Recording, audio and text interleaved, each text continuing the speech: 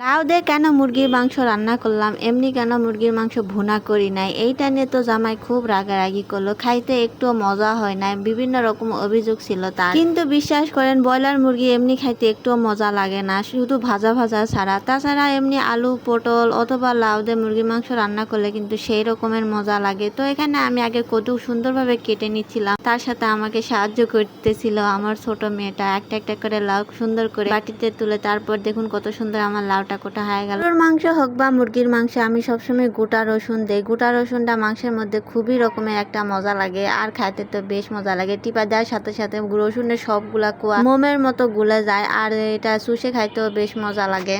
আর রসুন যদি আমি মুরগির মাংসে বা গরুর মাংসে না দেয়, এটা নিয়েও জামাই খুব কথা শোনায়। এই কারণে আমার রসুনটা দেওয়াই লাগে। আর এখানে দেখুন কত সুন্দর আমার রসুন কোটাটাও হয়ে গেল। তো এখানে আমি মুরগির মাংস সুন্দরভাবে কুটে রেখে দিছিলাম, ধুয়ে সেটাও দেখিয়ে দিলাম। মুরগির মাংসটা আসলে আমি ছোট ছোট পিস করছি, লাউ দিয়ে রান্না করবো এই কারণে ছোট পিস করছি। ছোট পিস না করলে মুরগির মাংসটা বড় বড় দেখালে একটু খারাপ দেখায়, খাইতে একটু মজা লাগে না। আর ব্রয়লার মুরগি এমনিতেও গন্ধ লাগে। ব্রয়লার মুরগি কিভাবে রান্না করা লাগে অবশ্যই কিন্তু একটু কমেন্ট বক্সে আমাকে জানাই। যেভাবে রান্না করি আমাকে তো গন্ধ লাগেই গাইস। এখানে আমি পেঁয়াজ সাথে রসুন একটু লাল লাল করে ভেজে নেই। পেঁয়াজ রসুন লাল লাল করে ভাজার পর মশলার পানি দিয়ে দিব। তারপর এটা সুন্দর করে কষায় নিতে হবে, না ছাড়া কাঁচা মশলার একটা গন্ধ থেকেই যায়। তারপর এখানে আমি মাংসগুলা দিয়ে দিব। কষানোর পর এর সাথে মশলার সাথে সুন্দর করে মাংসগুলো কষায় নিতে হবে, এরকম একটা কালার চলে আসবে। এই কালারটা দেখতে যে এতই ভালো লাগে গাইস, কি বলবো। তারপর দেখুন আমার গোছালো রান্নাঘরটা কেমন লাগছে দেখতে, একটুও ভালো লাগে না না গোছানো পর্যন্ত।